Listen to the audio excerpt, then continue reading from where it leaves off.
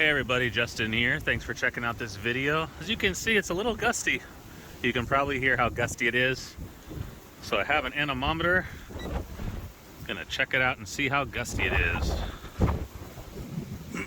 Now I have it in miles per hour, don't get upset, and in Fahrenheit, don't get upset. I can change it just by doing these units. Now it's in knots, now it's in meters per second, kilometers per hour.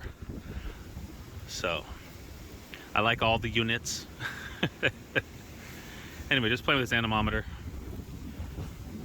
These cups are spinning very fast, but because of the sampling rate, the frame rate, sometimes it looks like they stop or reverse direction. From my point of view, they're just spinning around and around super fast. Okay, it's just the frame rate, sampling rate illusion. You can look that up.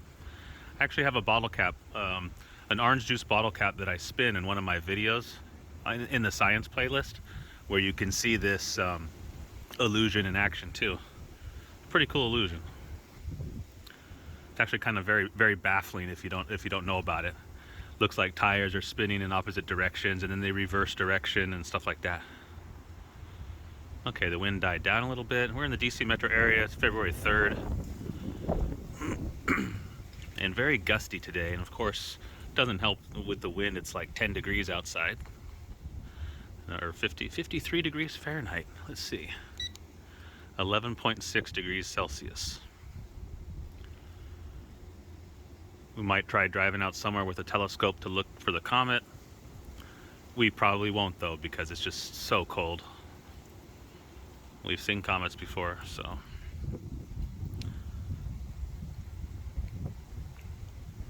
With these vertical wind anemometers, you know, they get wind from all directions. So I'm right at, let's see what this says, should be facing north. I can't really focus on that, but well, there we go.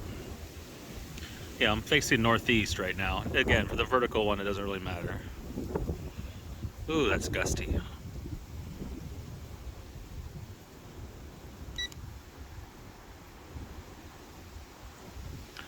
All right, anyways, that's it. I just wanted to test out the anemometer again.